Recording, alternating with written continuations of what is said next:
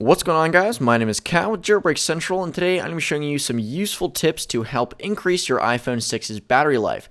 And these tips will be using iOS 8, so you do need that, and they will work with some other devices as well. So starting off, if we go into Settings, then scroll down to General, and then click on Usage, and then Battery Usage, you will actually see a complete list of apps that are using up your battery. Now, it will also give you a percentage of these, so you can tell which ones are using the most. Now, what you don't want to pay attention to are the apps that you actually use. What you want to look for are apps that you don't use but still appear at the top of the list. So you can see music takes up 32%. Understandable, because I do listen to a lot of music, particularly that last day. You can see this is last 24 hours. But however, Mail and Shazam are taking up still quite a bit of battery. However, I never opened the app, which means that it is using battery even though I never use it. And once you signal out apps like those, you can go ahead and disable certain features. You see there, home and lock screen take up a significant amount. And another way to decrease or increase battery life actually is to decrease your brightness. You can do that by going into display and brightness and then setting your default brightness to low, sort of a lowish setting. And also make sure auto brightness is turned on. The iPhone 6 has an ambient sensor that automatically detects light and adjusts accordingly. It's very good at doing that and very efficient, so I definitely recommend you have that turned on. Up next, still in settings, if you go into privacy and then go to location services, you can actually turn off a lot of location services for apps. You can see apps that are using location services when you don't really need them to, like Maps, stuff like that, Siri even. And make sure that you have them all checked to while using the app. That way they won't be running in the background when you're not even using them.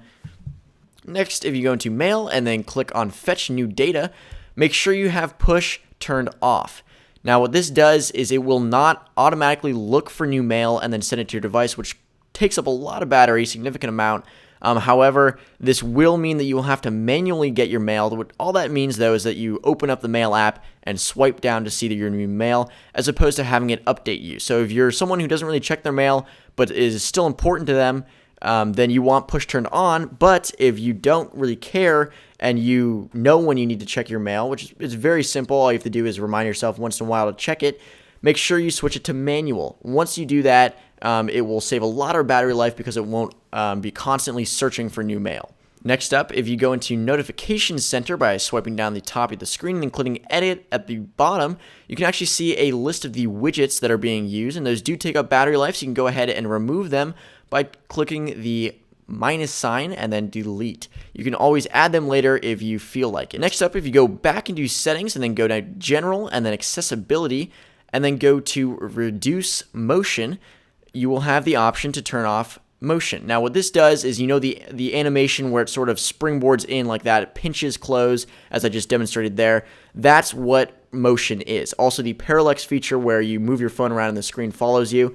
That is what reduced motion is, or that is what the motion is. If you turn that off, you'll actually reduce those and it changes the animation, which I actually prefer better. I like the animation when it's turned off more, but definitely turn that off because it does take up some battery life. Still in settings, if you go to Spotlight Search, these are a list of the stuff that Spotlight Search keeps as a tab so that whenever you search for something, it has it on lock. This way, you can search for whatever you want and it will bring it up fairly quickly. However, if you turn those off, if you don't use Spotlight Search, it will improve your battery life.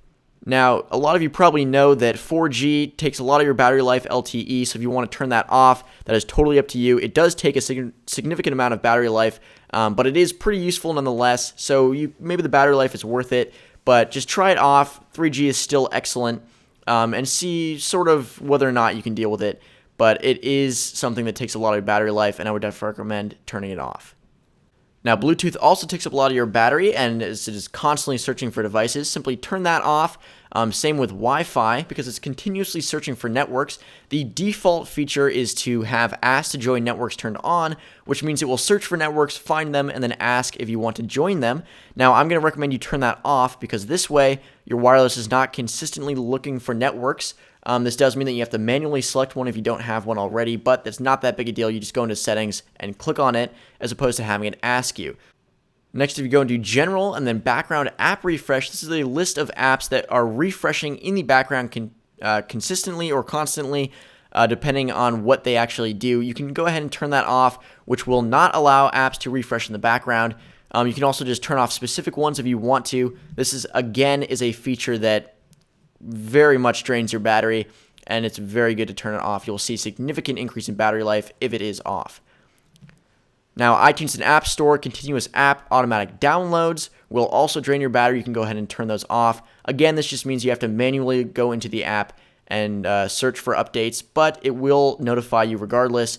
However, it just won't automatically download them. So that's pretty much it, guys. Those are some useful tips to help increase your iPhone 6 battery life on iOS 8. Again, some of these tips will work with other devices. If you guys have any other tips you want to leave in the comments, feel free to do so. Other than that, I hope you guys have a great day, and see you guys later.